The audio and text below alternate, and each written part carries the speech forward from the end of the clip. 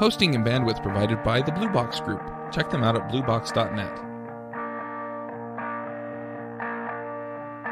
This episode is sponsored by Component One, makers of Widgmo.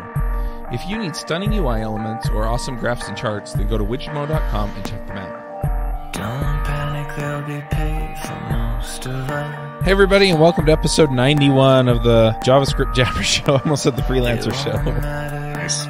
We know you have another family, That's but we right. love you enough, so take what we'll get. I'm going to leave that in. I live in Utah. All right. We're actually recording this on the 17th of December. Give away all of our secrets. This will come out. You live in Utah, you've got another family, recording it on the 17th. Yeah, this should come Chuck's out around not New lying. Year's, so Open place is the a sham. kimono today. yeah, we're like 3 Kimono's weeks wide ahead. open. This is why I've been so confused about episode numbers for the last 3 weeks. Anyway, this week we're going to talk about JSON APIs. Now, I don't know anyone here who might have, recently done a course on this kind of stuff, but, so. This week on our panel we have Joe Forge Eames, ahead. Hey, everybody. Jameson Dance, It's almost the end of the year of Luigi. Just AJ think O'Neill. about that. Yo, coming at you from the past, going back to the future. Year of Luigi. Aaron Frost. Hello? I'm Charles Max Wood from devchat.tv, and this week we really are going to talk about JSON APIs. Nice.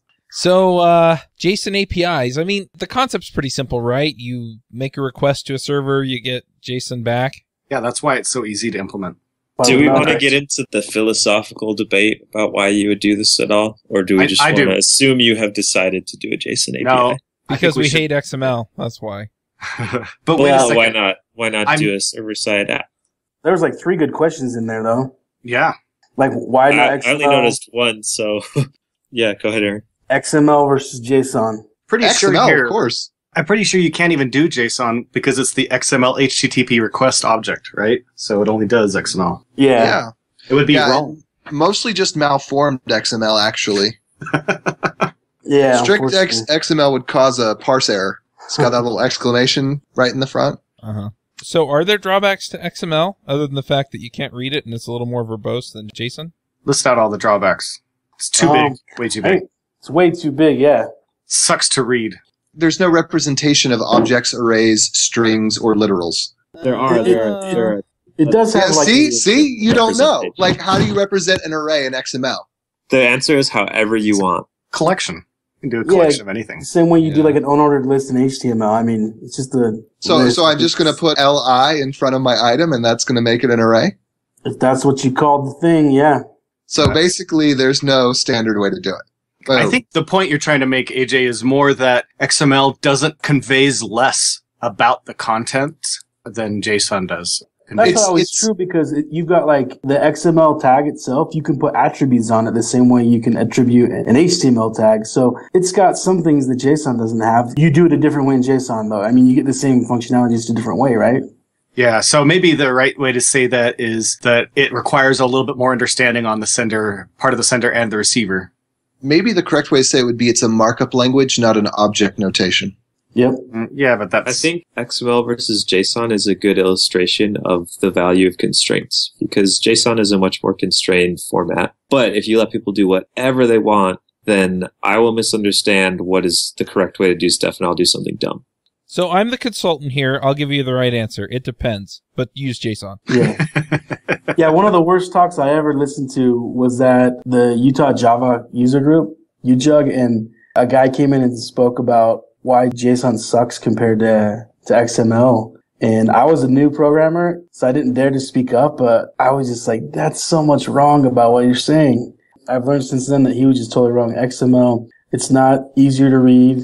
It's not more concise. Like, it doesn't go over the wire better. It's not better. Like, the size of the file you're sending, it's not going to be inherently better in XML versus JSON. It's just not. In my opinion, I think the capabilities between the two are approximately the same. It just boils down for me to the ability to look at JSON and know what I have versus looking at XML. And it's more verbose, and so I have to spend a little bit more time looking at it to get the same amount out of it. And that's not to say that occasionally you don't wind up with a big JSON blob as your response, but for the most part, most JSON responses I see are pretty simple and pretty easy to read. Right. It's the year of Luigi, guys. It's 2013. I think we're all in agreement that we should use JSON. What do you mean by the year of Luigi? Where's that coming from? It's the year of Luigi. Nintendo declared 2013 is the year of Luigi. Oh. They also said the year of Luigi cool. will continue to 2014. So the year of Luigi is 2 years. That's 2 fine. years of Luigi. It's fine because it's obviously not the year of Wii U. Yeah. The year Whatever of the Luigi year it one is. up somewhere along the Ouch. way. All right. So then why not a server app? Well, there are a lot of reasons to have an API, right? I mean, it's not just, having a server app that redirects. So I'm going to use that instead of, basically the point is that sometimes you want APIs for things other than just a single page app or a JavaScript front end heavy app. So there are reasons beside that. But yeah, let's talk about single page app versus the server side app a little bit. It goes beyond just the single page app too, though, because Yeah, that's the extreme limit over there. Single page app. when you write one app that uses a JSON backend, you now like implementing a second app. Like if you wanted to go do a native iOS app or an Android app, there's already a backend in place for it. So now you've got 2 front-end apps consuming the same backend. It makes it a bit easier to spread into different zones if you write it this way. That's also a big maybe, Frosty, right? Because if you don't design it so that it will work with both ends, then it's not going to. But you can't possibly do it the other way. Without an API, without a JSON API, you can't do it at all. Exactly. The likelihood is, even if you try to do it the right way, you're still going to get it wrong and have to rev all of your APIs for your iOS app because it's just hard to get 2 different front ends working with the same back end. It is. I agree. You get some reuse there, though. I mean, at least you get a start. Sure. You'll have to customize some bits, though, but I think you're right. Yeah. It's more a fact of the matter that it's just hard to put 2 pieces together. It's hard to reuse code. Mm-hmm. It's not about... It finally gives you a chance to do it. It just is hard to reuse code, and vast majority of people are going to find that, there's so many things I didn't think about. Yeah. But some of those, like, you move into the new one, you build some new functionality into it, and your other apps can take advantage of it too. So, I don't know. It's kind of nice. And along the way, you learn what you should and shouldn't do for when you build a public API, if you have one, right? Right. Yeah. One other thing that I want to point out with this is that we kind of moved part the way along this continuum when Facebook introduced their Facebook apps, right? Because effectively what you were doing is you were consuming their JSON API to either build in elements on your page, or you were using it to add functionality and pull data from their service. In a lot of cases, both. And so you really can enhance a completely different website off of the API of your main app, or build out separate apps, based off of the same back end. And so it really does give you a lot of flexibility doing it the way that you're talking about. Absolutely. There's another reason too, is often it will appear to be a lot more performant to the user. Yeah, I've heard that from a couple of people, and the main premise that I always hear with that, you have to understand that I've spent the last 7 years building the server-side app, or the, load the HTML, click a link, and load a new HTML page app. And the argument that I've heard is that you offload a lot of that rendering and work to the browser, and so effectively what you're doing is you're turning your app into a distributed app. Right. Yeah. We've kind of thrown out all merits of doing a server-side rendered app too, though, which I think there are some. I mean, I'm not going to preach it, but I think there's some sites that it makes sense to have server-rendered content. Yeah. I think a lot of it comes down to the tools in the workflow almost, just as much as the specific project. Like if you want to do a server-side app, you can crank that out pretty fast in Rails. And I'm sure there's tons of tools in other languages that are just all optimized for it. So sometimes it's the path of least resistance if you're developing it. No, that's absolutely true. I feel like it's a lot more expensive to build a client-side app than a server-side app today. I mean, yeah, like, hey, do you probably want in order real of magnitude. modules in your code? Cool. Use a server-side language, and then you have them. Right. Like, there's some weaknesses still in the tooling and development environment of client-side stuff, but they're all getting better. Okay, so that was the why not a server app. What was the other question? Have any of you guys designed a large JSON API, like a big REST API Big? with multiple buckets and stuff? Big no. No, I've built several little ones. I've been involved in a few, but it was just, build this endpoint, build that endpoint. I do want to talk about REST for a minute because that's a term that gets thrown around a lot, and I don't know if people really understand what it's about. So REST is simple. There's only one person in the world who does REST. It's the guy who invented it. Nobody else does. REST is like so religion. cynical. No, it really is. Like, it's so easy to just condemn everyone else for not using the same definition of REST that you use. Yeah. I want to throw out a But the definition of canonical. REST. Yeah, go for it. REST is that you can give someone a link to something, whether it be an HTTP link or like even a native application type of link like Spotify does, for example, and it will bring them to the application in the same state in which you viewed that application, and that entities in that application can be operated on with a defined convention within that application that has create a... What? AJ's gone. That sucks because I was going to like completely WTF on that definition. Yeah, I was too. Has anyone else had any experience building a large JSON API? Large Yes. JSON? Sure. Yes. Well, I built a couple demos, probably by far the biggest. I participated in building that. I certainly didn't like design it from the ground up by any means. In fact, I just stepped into existing requirements, and RESTful was not a requirement by any means. So it was a very non-RESTful API. And it really mimicked other APIs that I've done in other languages that were not JSON. You know, XML, it really, whether it's JSON or not, a non-RESTful API to me feels a lot the same. So what do you say? What do you mean when you say you have a non-RESTful API? We missed the definition, so I'm just going to That's go true. ahead with like Well, you so- post to create resources, you get them by an ID after their like base URL or whatever. You just kind of Right. interact with them in Right. terms of resources through URLs. And one of my favorite things is when you create resources, is it and update them, is it post or put? It's put, and I'll fight Which you. one's what? Which one's put? Put is to update. You put to the resource/ID, and you post to the resource to create. create new ones. Right. That's what Rails does. Yeah, it's kind Yeah, of that's the thing. The definition of Rails that most people have is what Rails does, or of REST that most people have is what Rails does. yeah. Which is Certainly fine. not universally agreed upon though. But No, it's not, but so my definition of REST would simply be that, you know, for HTTP verbs and you're operating on objects to just make changes to them, either updating, creating, deleting, or, you know, sometime in the future, the magical unicorns of patch will become available. yeah. I think it's important to have a convention that you follow or, some kind of standard that you go for. Right. And it really helps then define where different things lie. One question I have for you guys about REST is if you have certain kinds of updates or mass updates or things like that you do that aren't, do you use the post or put that's requisite for that? Or do you actually create a separate endpoint for some kind of specialized operation? We're Well- pretty aggressive about about throwing away REST to save performance. So we use it when it's convenient and helpful. But if there's some task where it would just be like a ton of calls to do something, if you're strictly RESTful, then we just make a special. So, Good point for Jameson, I think I only kind of answered half the question. So if you'd answer the other half, what does a non-RESTful API feel like? Anything else? I don't know. A lot of times it can feel like you're doing RPC with URLs as the function name and parameters. Yeah. So you have So- like, Kind of like SOAP? I I've think it never feels had more the like- fortune of working with SOAP. I think it feels more like a regular programming. Like if I'm calling a JavaScript function, all of a sudden that JavaScript function is just an API over the web, you know? So I could do the same operation whether I call it, I mean, I can even mix the verb, right? I can make a delete call and not do a delete on the other end. It really has no bearing.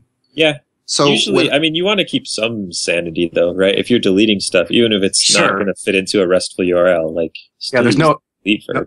no accounting for stupidity, but the point is that non-RESTful URL, you could do something like that. And I mean, I've seen some fairly crazy endpoints implemented in ways like that. Like a get, you have to use a post to do a get to get some data and stuff. So I would say that it's not necessarily unrestful to, like, HTTP can't do everything. Like sometimes you have to do a post to do a get because you need to post a list of IDs and that list is rather long. And so it doesn't make sense to put it into a get because you need like specific parameters that are like nested attributes. And so you have to do a post as an HTTP verb in order to specify that. I wouldn't say that you're losing the spirit of restfulness. The spirit of restfulness is actually the fourth spirit of Christmas. It's past, present, future, And rest. and rest. Yeah. Oh. But when I think not RESTful, I think an API that hasn't had any design considerations. Like when you go to view an item, it's like /user. And when you go to edit the user, it's like /node47 /user update now. Or, there's when people just tack on stuff to an API without considering the operations that are going to be performed on that entity as an object. I wish been working on WordPress lately.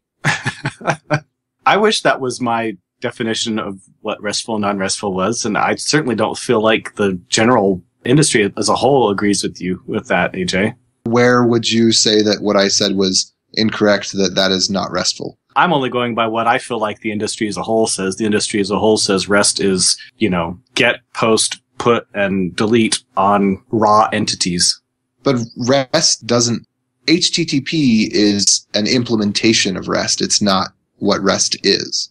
I'm not disagreeing with you. I'm just saying what I believe the industry's definition at large to be and what most people consider it to be. So when you say just a well-designed API is RESTful, even if it's like a call, an RPC type call, I would say I disagree. I'm not saying RPC type call. I'm not saying RPC type call is RESTful. I'm saying that you have a way to access resources and a standardized way to act upon them, like that you can delete something, you can add something, and you can share that usually with a URL, except in those rare cases where you can't because HTTP doesn't have a way of supporting doing everything with Git. My opinion is I could implement that entirely and have it be completely non-RESTful. I could meet your requirements and have it. That would be my opinion. But again, I don't think that's right. I wish that it wasn't right. I wish that RESTful was just like a piece of what you would consider to be a well-defined API. I think as an industry, we haven't come to any kind of consensus about that. We have this sort of Nazi view of what REST is, and nobody does it. Well, Correct. Like the way that Rails does it is pretty much like the first implementation of RESTful web design was more or less the first popular. The thing that brought REST to light was Rails. Yes or no? I'll defer to Chuck on that. I would say mostly yes, but even then, it was based on a PhD dissertation. I don't remember the guy's name, and Rails didn't even get it right. So, for the most part, it is a pretty well-defined set of conventions around a resource. And so, your resource can be a user, it can be some other object, and then your different, get, post, put, delete, define different operations around that resource. And I think, no matter how you do it, again, if you have that convention that people can follow, and the thing I like about REST is if I say REST to somebody else, then they can generally guess or figure out pretty closely what I'm doing.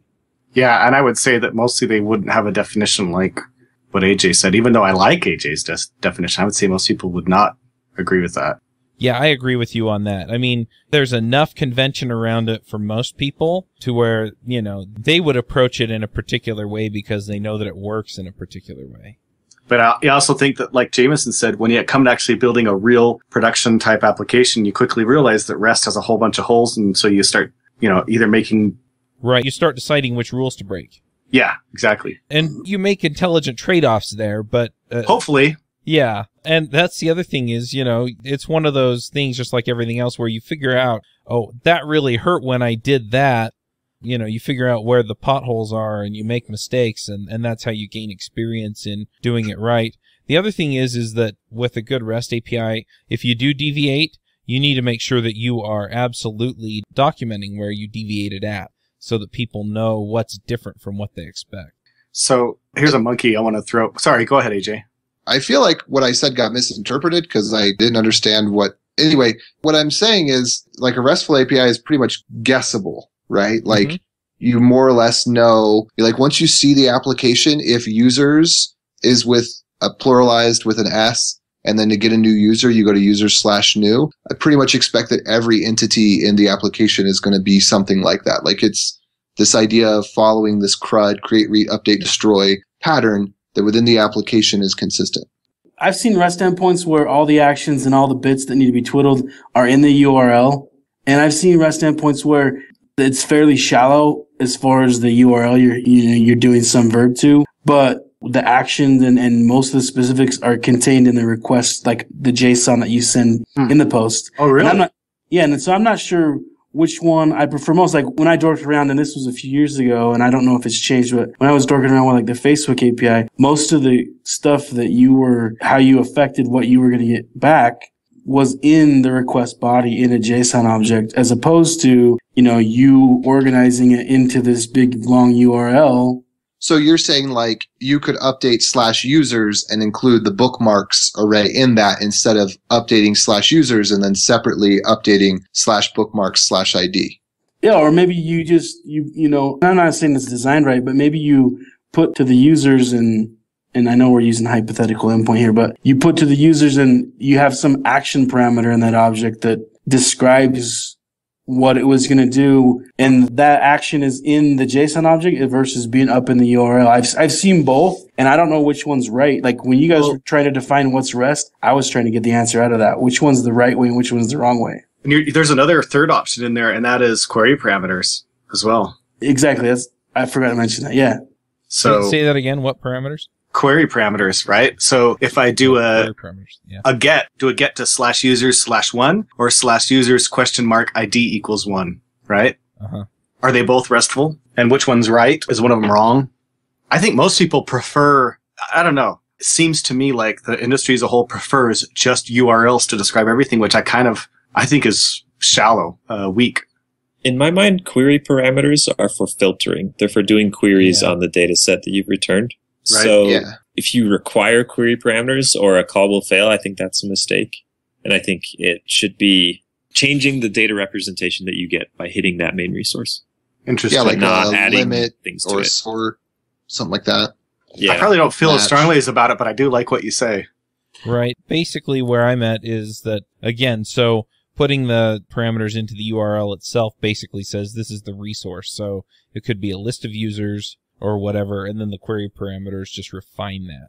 Right. What Aaron was talking about with putting information into the JSON, I mean, that gives you even more capabilities than you get out of the query parameters. And how is that any different, really?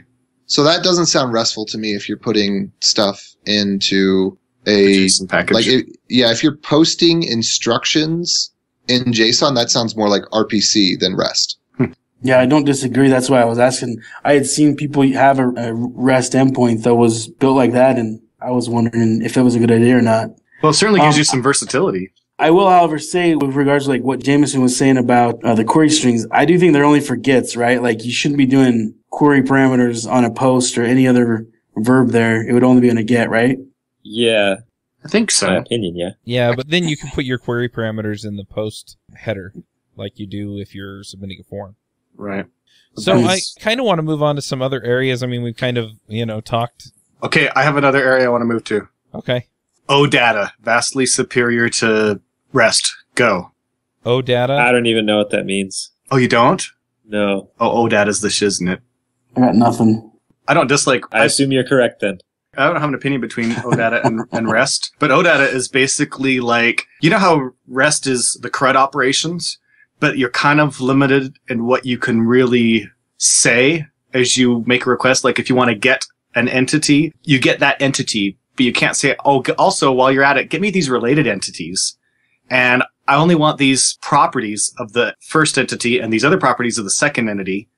So just get me those and get them all in one request. Where OData is basically like SQL for an API. Sounds like overkill to me. Oh, no. Well, it's so awesome because think about like what Jameson was saying about performance issues, right? If you've got an endpoint that returns all the data for something and you just want one piece of data, but you need it for everything, right? And you want to limit to just one property, that could be really difficult in REST unless you start building your REST endpoint to handle all of that, where OData just has it built in for you. There's Microsoft's Windows got an implementation, Java's got an implementation for it. I'm not sure what else. It's way cool. Check it out when you got a minute. That sounds wicked interesting. It is. Breeze.js has an OData compliant implementation, so you can hook up to OData servers. So I have two questions about other things related to building apps on top of JSON APIs. One is if you're doing a client-side app, so you just get data from the server, how do you handle authentication? So the standard method, right, is to, at some point, the client-side has to authenticate. I guess this kind of depends on how you expect your API to be used. If you expect it to be extremely stateless, like every request might come from just one authenticated client, and they might not make any other requests at all, then you make every request require all the authentication. Whereas like the other way, signing thing or something like that. Right. That's how the AWS API works. You think you get a token and you sign your request with it and send down the signature, then they verify it on their end. And then you just use that. Wait a second. So you use that token. So there's no some sessions, requests right? you make. Sessionless. Yeah, there's no session. There's some requests you make to get. So when you sign up, you get a private and public key. So it's kind of like public key encryption, sort of ish. And you take the whole request you're going to make and you hash it together somehow with this public key. Okay. And then you append the hash to the request. Right. And then on the server, they verify it with your public key. Gotcha. But yeah, So- the basic result is that it's sessionless. You send all the authentication information with every request. Whereas the alternative is sort of session-based, which doesn't mean stateful, just means session-based. But you send in your authentication, you get some kind of a token back, and then you have to send that token with every request at that point to prove that you are the person who initially authenticated. And using some hashing, they can make sure that technology makes sure that nobody else grabbed your token and tried to hijack your session. Yeah, I mean, if you're on the browser, then your browser will more or less manage most of the session stuff, right? Yeah, because you put the token in the cookie, and then so the very first thing that comes in is your middleware server will first check the authentication by checking the token, and that's like hopefully invisible to you, right? Mm-hmm. And then at that point, you can say, "All right, go ahead and I know that they're authenticated," or they populate the authentication information. Then inside the request, you make some checks and say, "All right, well, is this person authenticated? Oh, do they have the authorization that I want?" Right. But in the case of, iPhone or, some other server-side application that doesn't necessarily handle or maintain cookies or session state, then yeah, you have to do something like that where you're passing the authentication information every time. Right. So what do you think, Jameson? Is that That sufficient sounds coverage? super legit. Yes, I think it is. What about if you're doing more real-timey things together with normal HTTP requests? Does that question even make sense? So say part of your app is streaming data, part of your app is on demand getting it from the server. Twitter has a TCP stream for their streaming updates. HTTP 2.0 is supposed to have good stuff where you can just give data as it's needed. So yeah, but right now when I've done it, it's always felt really weird to me because there's part of my app where everything is all like RESTful and there's URLs for it and whatever. Like it's kind of standard and it makes sense. And then all of a sudden, if you get to this special magic place in the code, everything happens over WebSockets and you have no more URLs and like you magically get data. I don't know. It feels like there's a disconnect there and I don't know the best way to resolve it. Well, the stuff that's going over WebSockets, isn't that like live? Yeah. It doesn't So- have to be. You can open up a WebSocket and start, authenticating your users and making updates to your data. Right, but what I'm saying is the use case for a WebSocket is generally something that is living, right? Like if I have a blog post, then I have a URL to that blog post, and that makes sense. Or if I have like a contact object in my app, I have a URL to that contact object, and that makes sense. But I don't necessarily, like the WebSocket is kind of the shim of the URL of what's happening right now with a series of objects, like status updates. You're kind of implying that it's only one way coming down to the client, but the client can also real time be sending data back up to the client too, right? And so maybe for your application, it might make sense that, I want to get these blog posts. I might open up a WebSocket and start streaming the blog posts across because that just makes sense in the performance requirements or the behavior requirements of the application, right? That's possible. Well, it seemed like you just get an array of blog posts if you had them. Like WebSockets seemed like real time. So additionally, WebSockets doesn't necessarily, you don't translate into like a URL syntax, but it has the notion of channels. So if you had like different buckets of REST or of socket data you needed to pipe or listen to, the way they handle it is by subscribing to different channels or joining different channels, and the server can begin broadcasting on different channels. So I mean, from what I've seen, it's either via channel or when you send your message to the server, you've got some sort of a type in there and you have to switch on the type to find out what kind of a thing it was, which it's all crappy, right? Right. But Yeah. I've seen that happen too. That's a good point. Let's just say that you are listening for server updates about a very RESTful piece of data. Like, I want to know when somebody posts a comment to my blog and I want it over a WebSocket so I can get a push notification. That's a very RESTful piece of data, right? Well, I think the data, if you have a URL to it, that is a RESTful piece of data, but the live stream isn't RESTful. It's just a live stream. Yeah. Like, there's no state. I guess that's the thing, is like a WebSocket is somewhat, you're not transferring a state because it's just whatever happens to be right now. I mean, I don't know. I guess you could have a RESTful resource called /now, but you'd have to say like 5 things that are happening right now. Or you'd always get back an empty array because nothing's happening that millisecond. Right. Yeah, they're kind of.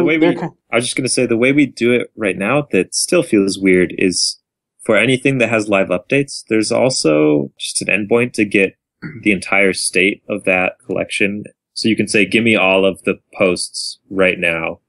But there's also a separate place to subscribe to a WebSocket for those posts, if we're talking about posts. RESTfully, but they have similar URLs, and not really, but you know what I'm talking about. They look sort of similar, and there's a WebSocket analog to the REST URL. So that's interesting, but I think that Aaron was the one who might have said the most useful piece of information. That is, if you're designing an API for real-time communication, right? What's the best way to design that? Rephrase the question. You're designing an API for real-time communication. What are the best ways to design that? Doesn't it depend on the data and what's really important? Sure. So does everything. So yeah, I'm giving my consultant answer again. It depends. Yeah. When HTTP 2 comes out in full force, we'll use HTTP again. We did a whole episode on HTTP 2 on Ruby Rogues, just so you know. We'll put a link in the show notes to that. So Aaron, do you have any insights or wisdom about that? No. I know for live streaming data, I know what I've done, and I don't know if it's kosher, and I don't know what other people have done, but I've done some channeling. When I need different bits to subscribe to other bits, I'll make a channel for one and I'll make a channel for the other. Without using channels, I mean, your code gets so verbose on the server where you're doing so much boilerplate switching on what people do and don't want to listen to, and you've got so many maps recording who wants to hear what. I mean, you have to use channels through like a socket.io library to manage who wants to hear what. I don't really have any great information. I only know what I've done. I've used channels, and then inside of a channel, I throw the query parameters, if you will, into the message body. I mean, as properties inside that. So, yeah, I don't know if that's good or bad. That's just how I've done it, and it's worked. But I've never done anything humongous. Right. Jameson? Yes. Your turn. Your turn to bestow some wisdom on us. I have no answers. I have no wisdom. I came to listen to you guys to gain wisdom. You sound like you've been doing a significant amount of real-time over there at ITV.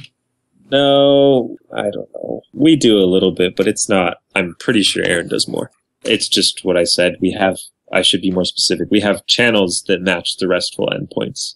So if you want real-time updates, you subscribe to a channel, and it looks a lot like the URL to get the entire state of that resource. So is it? But we don't have lots of things. Oh, go ahead. Is it polling? No. You don't poll. So when you first, the way our app works is it's kind of a real-time TV thing. So when you first go into the track for TV, you get everything that's happened for that TV show so far up to now. And then you subscribe to the channel for the updates from now on. So we kind of combine them both. But I have no idea if that's a terrible, if someone can think of a better way to do it, I would love to hear, because I'm just stumbling around in the dark here. So you're you name your channels, like the name of the channel is some URL. Is that what you're saying? It's not exactly the same, but it's pretty close. Yeah. Okay. So you can kind of pair them up easily. They naturally go together. Yeah, that makes good sense. But I think we have a lot different requirements than what you guys do, Aaron. So. Yeah. So what about just having the resource be something like /news items query sense equals Unix timestamp? And then you have to poll. Right. The whole point of WebSockets, well, not the whole point. Part of the point of WebSockets is to avoid polling. Because if nothing's changed, you don't want to send requests to the server. Well, that's what I was saying, is if you didn't want to use WebSockets, I guess WebSockets are mature now because you guys are using them. But, that's the definition, right? So I prescribe what my users will use, what they'll come to the show using. And when they're coming in Chrome, dude, there's no reason not to use WebSockets, because writing a backend with WebSockets is I think it's real easy and your code's real clean. Do WebSockets work on mobile now? Did they finally sort that out between the 17 different versions of WebSockets? So you can use the bare WebSockets. Most people that I know, I feel like, use a compatibility thing like Socket.io. There's also third-party libraries like I still hear people complaining that Socket.io doesn't work very well, and that's what I was hearing like 2 years ago. There's one called Sox.js. Is it Express.io? There's another one that was like the successor to Socket.io that is supposedly better. I'm going to lean in and shove us off of this topic a little bit because I have one other thing that I want to talk about, and that is actually formatting the JSON. I've seen holy wars over this. And formatting, yeah, you must know some of my relatives in American FARC and Spanish FARC. Anyway, so the formatting issue, for example, Rails by default actually gives you an object and it has one key, and that key is the type. And then it has the value as the actual rendering of the object. So then it actually has all the attributes on it. And you can turn that off. But I've seen people that are religious about, oh, well, now I know what it is. And other people going, well, I made the request to the resource and the resource tells me what it is. So what's your take on that? Should you tell people what they are or assume that they know or what? So I just kind of went through something like this at work, and I didn't think I had an opinion, but it ended up that I did. So, like, if I hit an endpoint and I ask, and the endpoint is things, right? Like, I do a get to things. I just want things to come back and be the things. I want it to be a collection of things. And they asked me, do you want it to just be a collection of things, or do you want it to be an object that has a things property, and that things property is the collection? And so I had to think. I'm like, at first I didn't mind, but I don't like that it's an object with a things property inside of it. I decided I didn't like that. But yeah, and so we switched all of our stuff over to do the way I don't like it. Because then when I come back, you know who won the argument, I guess. Yeah, I lost. I mean, it's because I'm the front end guy, I'm not the back end guy. So now when I come back and I don't want things anymore, I want foos. I don't know. Now the object comes back and the property for the collection isn't things anymore. It's now foos. I don't know. I just like to have like not so much meta crap in my response. I just want, for me, the collection. But I feel like some of the back-end purists, they love to have this object come back with a meta property in it. It's got like an underscore meta data with all sorts of stuff that we don't use inside it. And then, sorry, go ahead. Oh, no, I keep cutting you off.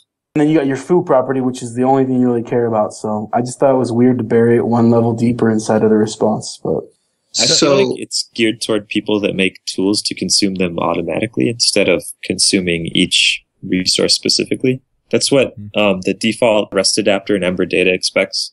It expects if you're getting /posts, you get an object that has a post property that has the array that's actually your data. And I think it just makes it easier to wire stuff up automatically. But if you're just writing the code yourself to do it, yeah, it's like, now I have to write .posts to get the actual data. It's just like one more line of code. I think it's weird to call the key what the resource is. To me, it makes sense to have like maybe a value or collection or some generic type name like that, and then have the collection be attached to that. Then it's not telling you anything. Like, you already know you're getting a collection. But you can put some additional meta information, like a warning or something like that, that maybe you also want to serve non-HTTP clients for like iOS or I don't know. I guess you'd want to do HTTP there. But like having a little bit of space for metadata, I think is a nice idea. I think it depends on your use case. So in some cases, yes, I agree. It's nice to be able to say, hey, this is what happened and here's the data. And in other cases, it's, it doesn't make a whole lot of sense. I think giving a status like success or not, I think is a little bit silly if you're going over HTTP, because that's what your HTTP return codes are for. And then you can still put stuff usually in the body to give more information if you need to. But at the same time, one use case that I can think of is, for example, if let's say that I'm, doing some single page app with a blog. And so I want the posts and I want the comments and I want like users. And so the users could be the author of the post, or it could be the commenter, or it could be something else in the layout on the blog. And so in that case, I could see making the request to posts and then getting a couple of collections that are all, relevant to what I need to display on the page. But other than that, And then I get it all in one request instead of making other requests to get the comments and the users. And I think that's cool. But it really just depends, I think, on your approach and what your trade-offs are. And if you don't really have a strong reason for doing a lot of this stuff, I'm all in favor of keeping it simple. So in that case, I really do like just returning the stupid array full of, simple objects, and you just know that all the objects in there are posts because it's all simple and you can make assumptions and it's easy. But then, if you find that you are sort of DDoSing your server and you can save yourself enough work by combining this stuff, then yeah, go the other way. So one question that I do have there is, let's say that you want to convey additional information about an error. Like you go to make a request, you can't get back the array of items. So what you would get back is just like an empty array. But you'd rather give back some information about the error. Then at that point, where do you put that? Do you put it in an HTTP header? Do you put it in a cookie? I mean, like, what do you do to get at it? There are a couple of options. And again, this Depends comes back on the to error. what's important. Yeah, it depends on the error. It depends on what's important. It depends on what you're trying to convey with that error. It depends on whether the front end even cares. It may just care, oh, something bad happened. And so you handle all those things differently. So you could handle things where you get the error response of 403 or 404 or 100 or something, and you just handle it, and you just pull the error data out of the body of the response or out of the header. Or, if it's more convenient for you, then yeah, return a 200 error or 200 response code and actually give them an error status in the object. I think that really just boils down to what you want to do and what makes life easier on you. What were you going to say, Aaron? I was going to say some of the stuff you said, but you said more, so good job, man. Good job. Sorry. We did it. We did it. Did it. Nice. So are there other formatting issues that we need to consider? One of the other things I see sometimes is that the keys on a JSON object are wrapped in quotes and sometimes they're not. Does that matter? It's JSON. They're wrapped in quotes. Yeah. Yeah. What about the keys or the values? Sorry. So like numeric values. Should they all be strings or can they be numeric values? They can be numeric.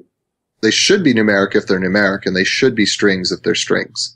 Booleans are Booleans. They're just the word true or false, obviously. What about undefined? You don't have to put the word undefined in it. You just leave it blank, or do you have to put the word undefined? You can't put undefined. Undefined isn't part of JSON. Oh, it's true. It's part of Java. Yeah, that's right. You have to do either null or leave it out. I think null is kind of nice. One thing, if you're having not a web browser consume stuff, what I found is that you want it to be as consistent as possible, because as soon as you throw it into another programming language, especially if it's typed like Java, the library is going to hate you so bad if everything about your JSON structure isn't consistent. So never have something that's sometimes an array and sometimes an object, or sometimes null and sometimes a string. If it's going to be a string and you think that you might have a Java client consuming it, then make it an empty string as the null value, or try to keep the keys there and try to keep things of the same type if at all possible, because libraries are stupid and they don't do the right thing a lot of the time. Wow, we've really been all over the place with this episode. It's pretty bold, Yeah. AJ. Yeah. Well, no, I had at SpotRF, I created a lot of example code for customers, and I'd be like, why is this so hard? This should be really simple. But then I'd go to do it in their language, and I'd do it in Java or .NET or C or C++ or whatever it was, and try to use the library that they were using. And it'd be like, wow, this library is ridiculous. Why isn't it seeing oh, this is null, so therefore it should just be an empty string if it has to type it? Or what if you're not likely to ever use it in a language like that? What if you're only going to be consuming it in JavaScript? if you're never going to do it, then fine. But in all likelihood, if you have an API, someone's going to consume it, and they're going to consume it with a language that is statically typed and can't understand a difference between zero and null very well, or a property being absent. I was going to say, having my primary languages be Ruby, JavaScript, and Objective-C, I think I know what the Java and C# developers' problems were. I feel like there's a veiled criticism in there, and I didn't understand it. Yeah, I know for my Chuck's head. making fun of somebody, and I don't know if it's me or not. Yeah, explain it, please. I was just trying to say that the problem might be the language. Oh, yeah, definitely. Well, yeah. Wow. Yeah. that's- Right tool, right job, right?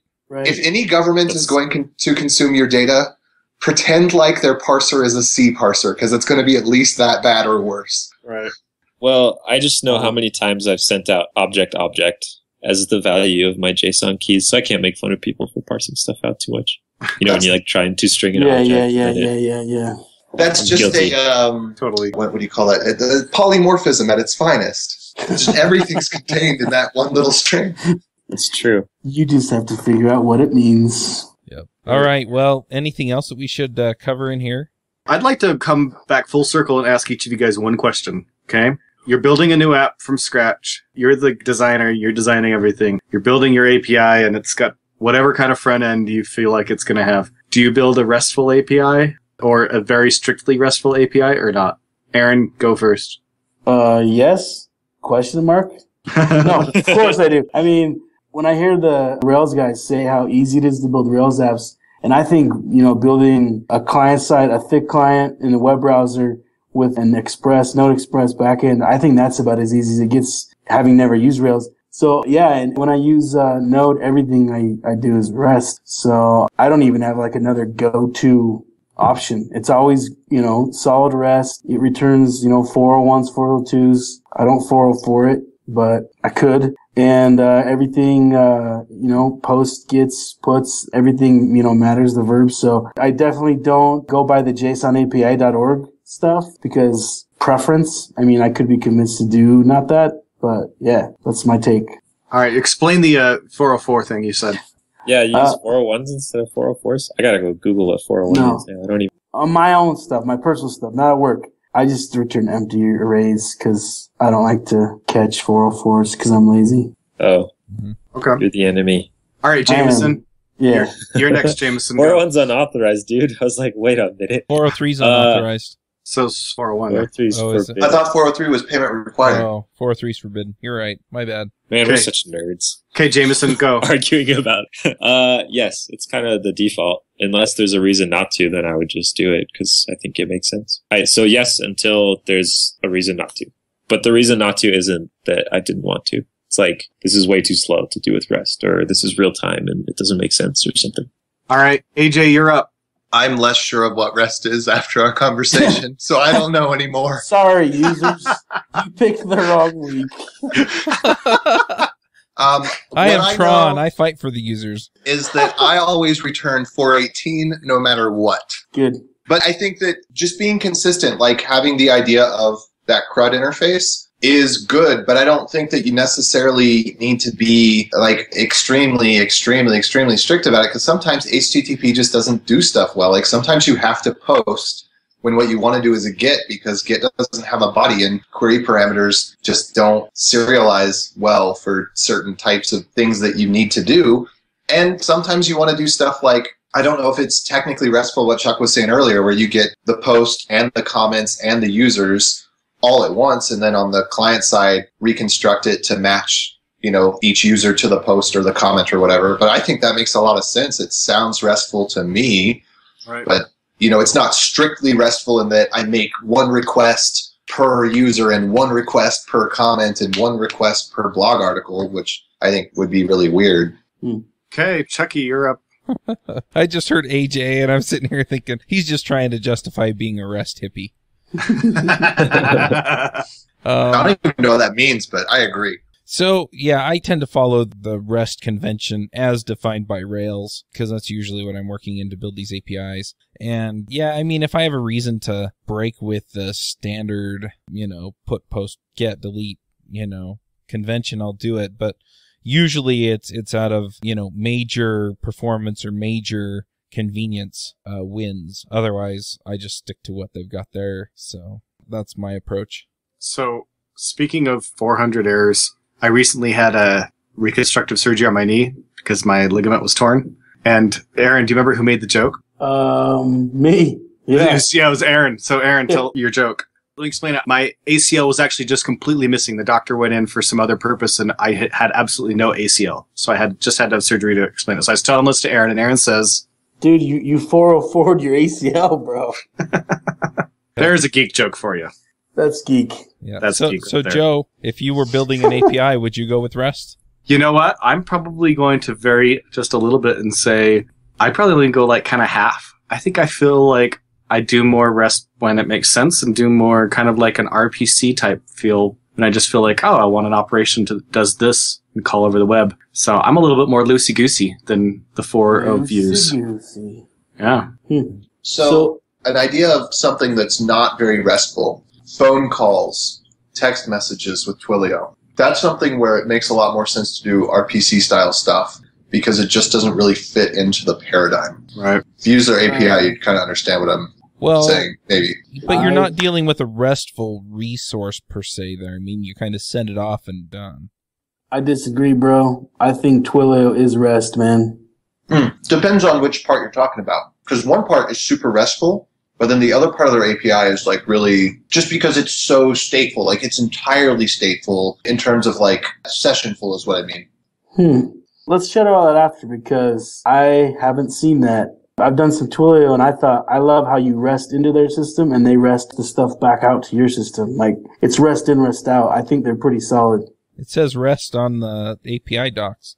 Yeah, there's a REST API, but then there's the other API. Have we had an episode on Twilio? Maybe we need to have an episode on Twilio. We need It's to do that. amazing. I love Twilio. Yeah, we should definitely do a Twilio. You can get us a Twilio dude on here? Yeah, definitely. Awesome. I'll shoot you an email about it. He was in Florida with me last week, so yeah, definitely. I'll shoot you an email and CC Mandy to start it. Okay. All right, cool. All right, well, we have been talking about this for an hour and 7 minutes, and we haven't done the picks. So we'll do the picks, and we'll wait to see the comments where it's like, guys, where do I even start? Yeah. Because there are so many opinions on this. I'm really curious to see what people think, so please go leave a comment, please. Yeah. All right, Aaron. All right, so I'm going to do a picks. Number 1, I got a Sphero. Have any of you guys used the Sphero? Oh, yeah. Those are those little programmable balls with the blinky lights. Yeah. I've seen them. They roll around and stuff. Yeah, so I bought one, and it's pretty friggin' awesome. So I fell in love with it. It's fun to build apps for. So my second pick is going to be CylonJS, which is a pretty awesome lib to talk to these things. I love them so much that we actually, we're going to do a Sphero hackathon at NGConf in January. Actually, the author of Cylon's going to come out. So I'm going to pick Sphero. I'm going to pick CylonJS. That's my picks. Awesome. Joe, what are your picks? All right. I'm going to have 2 picks. I'm going to pick the board game Masquerade, spelled Mascarade. So it's a funny spelling, which matters because there's board games that are spelled with the normal spelling. I can't spell that word anyways, so that's probably how I would spell it. It's a really, really enjoyable game, and I think I picked this before, but I just really enjoyed it so much I want to pick it again. It's a party game you can play with anywhere from like 3 or I think 4 up to like 14 people.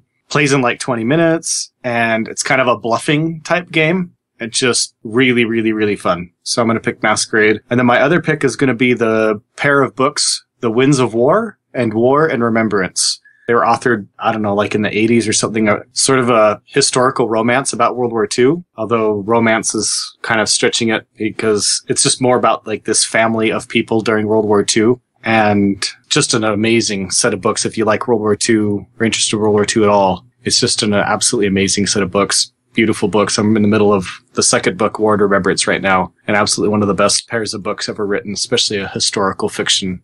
Awesome. Jameson, what are your picks?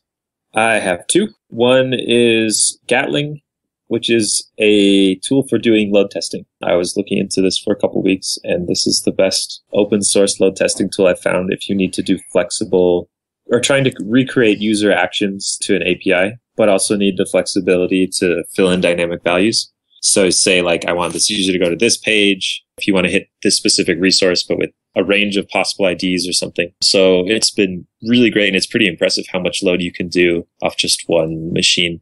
Then my other pick is a website called chillestmonkey.com, and it's a picture of a really chill monkey. That's it. Awesome. AJ, what are your picks? First of all, I'm going to take a look at this picture. It's awesome. And it's true, right? I mean, that is the chillest monkey. I love that guy. That is definitely he basically puts the Lion King to shame because he is king of the jungle. He's that chill. I was so expecting to get rickrolled right there. Oh, no. Next week. Okay, so technically, I will pick Passport.js and OAuth 2 Arise. I must say that guy, Jared Hansen, is a stud because he just cranks out all sorts of modules that are auth related, and they seem to be pretty good and easy to use, and he's got documentation and stuff. So, I mean, it's not like it's the perfect documentation or the perfect libraries, but they're really good, and he obviously has a handle on how all that stuff works and puts it all together. So, like, props to him and his libraries that make doing hard things easy. I'm also going to pick my roommate's fish tank because Chuck loves the sound that it makes on the podcast. And I'll pick, there's a couple of books that I think we've picked before and I just want to repick them because they're cool. Influencer, The Power to Change Anything, and then Nonviolent Communication. I think at the core of both those books, one of the core principles in both of them is the idea that you are the master at the helm. You are the captain of your own destiny. And so you have to take personal responsibility for whatever is going on in your life. Because until you take personal responsibility, you will create undesired outcomes in your life. You know, like if I say, well, I have to go to work, for example. Well, I don't have to go to work. Like I choose to go to work because I want to please clients or because I want to make money or because I want to provide for myself and my family or like whatever it is that you want to do it for. Right. And so both of them do go into that kind of realm of self-responsibility, which I think is really cool. And then lastly, I'm just going to pick my little project site that I'm working on, dateprovo.com, because it's got cool ideas on it if you're into dates that don't involve alcohol or really like basically fun teenager type dates. That's kind of what's going up on there. And some other people are submitting stuff and it's cool. Awesome. All right, so I've got a couple of picks. The first pick I'm going to pick is Fiverr.com. I had a little logo done for Going Rogue, which is the video series that I'm working on. It was pretty good and fairly inexpensive, so both are things that I like. I'm also going to pick Hover again. I love their stuff. It is so awesome. They are easily the best domain registrar that I've ever used. And finally, I've been a fan for the Shark Tank show for a while, the TV show, and they put out a book, and I've been listening to the book, and it's pretty basic business stuff. But if you're looking to start a business, it was worth it for me to listen through. I've been listening to it on Audible. It's been worth it for me to listen through and just kind of get some of the basics back in my head and go, oh, I need to do this better. Oh, I need to do that. I need to think about this other thing. And so, anyway, really enjoying that. So those are my picks, and I guess that's it. We'll wrap up the show. We'll catch y'all next week.